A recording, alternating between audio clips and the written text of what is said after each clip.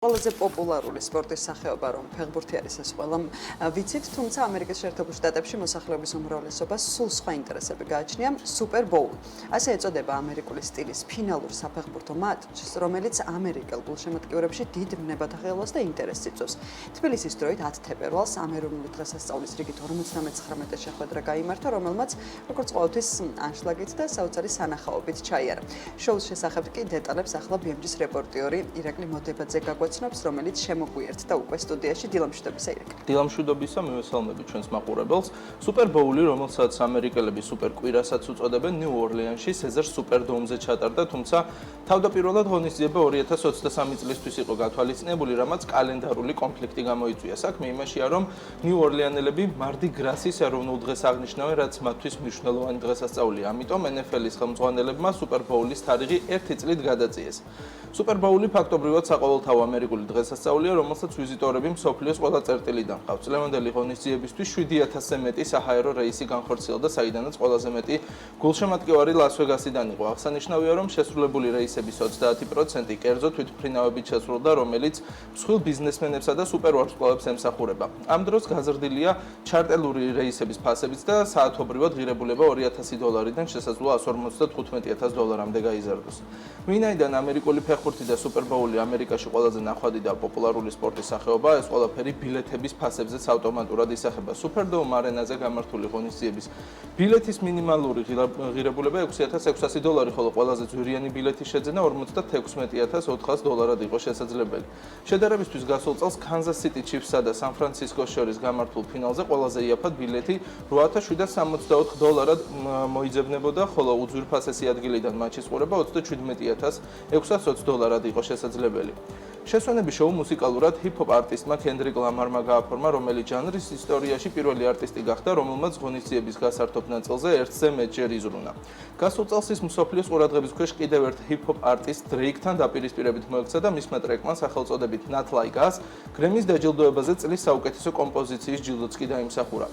როგორც ცნობილია, შესვენების შოუზე არტისტები არანაირ თანხას არ იღებენ საკუთარ პერფორმანსებში, რადგან ეს არის მსოფლიოში ყველაზე დიდი სარეკლამო სცენა. რის შემდეგაც, როგორც წესი, მომღერლების შემოქმედება უფრო დიდი პოპულარობით სარგებლობს და მისი შემოქმედების გაყიდვების მაჩვენებელიც რამდენიმე ასეული პროცენტით იმატებს.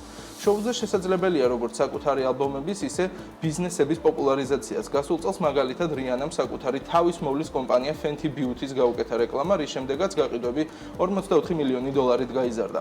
NFL-ის ხელმძღვანელებს 15 წუთიანი შოუს მომზადება დაახლოებით $10 მილიონი უჯდებათ. კენდრიკმა კი დავალებას თავი კარგად გაართო, თუმცა შოუ ნამდვილად წამყვანის როლში მოვლენილმა სამუელ ელ ჯექსონმა და მოცეკვავის ამპლუაში მყოფმა ლეგენდარულმა ჩოგბურთელმა სერენა უილიამსმა მოიპარეს, რომელთაც დიდი აღიარება ხვდათ წილად.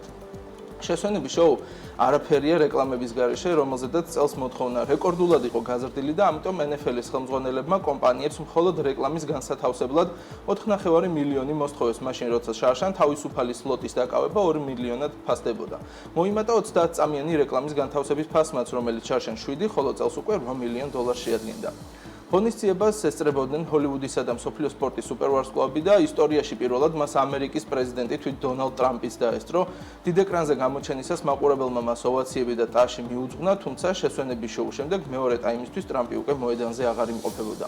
რაც შეეხება სპორტულ მხარეს, 2025 წლის სუპერ ბოულის მატჩი კანზას სიტი ჩიფსი ზედიზედ მესამედ შეეცადა ტიტულის შენარჩუნებას, მათ წინააღმდეგ კი ფილადელფია იგლზი თამაშობდა, რომელიც 2022-23 წლების სეზონში სუპერ ბოულის ფინალში სწორედ კანზასთან დამარცხდა და ერთგვარი რევანშის წყუროდათ.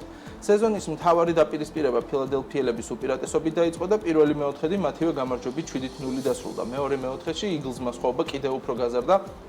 17-0 მოიგო და შესვენებაზე 24-ქულიანი უპირატესობით გავიდა. თამაშის ბედი ფილადელფიელების უძლიერეს დათვის წყალობით ფაქტობრივად პირველი ტაიმში გადაწყდა, რითაც კანზასელების ოცნებას გამხდარიყვნენ პირველი გუნდი, რომელთაც ზედიზედ 3 გამარჯვება ექნებოდათ მოპოვებული, ბოლო მოეღო. აღსანიშნავია, რომ ლიგის ერთ-ერთ საუკეთესო მოთამაშე პატრიკ მაჰოუმს კარიერაში ალბათ ყველაზე ცუდი ტაიმი ჰქონდა, რადგან მეტოქეს ბურთი ორჯერ გადააბარა. მესამე მეოთხედში ფილადელფიამ 10-6 გაიმარჯვა და მატჩის დასკვნითი ფაზის წინ უდიდესი ჰანდიკაპი მოიპოვა. ბოლო მეოთხედში კი კანზას სიტი ჩიფსი უკეთესი იყო, 16-6 მოიგო, თუმცა ეს საკმარისი არ გამოდგა და ზედიზედ 2 მოგებული სუპერბოულის შემდეგ ჩემპიონობა ფილადელფია იგლზს გადაულოცა. თითოეულმა მოთამაშემ იგლზის შემადგენლობიდან გამარჯვებისთვის ბონუსად $350,000 მიიღეს, მაშინ როცა წაგებულთა რიგებიდან, ანუ კანზასელებმა თითოეულმა $90,000 ერგოთ. ამრიგად ფილადელფიელებმა 2017 წლის შემდეგ საჩემპიონო ტიტული, ანუ 8 წლიანი პაუზის შემდეგ დაიბრუნეს და ძმური სიყვარულის ქალაქში საჩემპიონო აურა დაატრიალდა.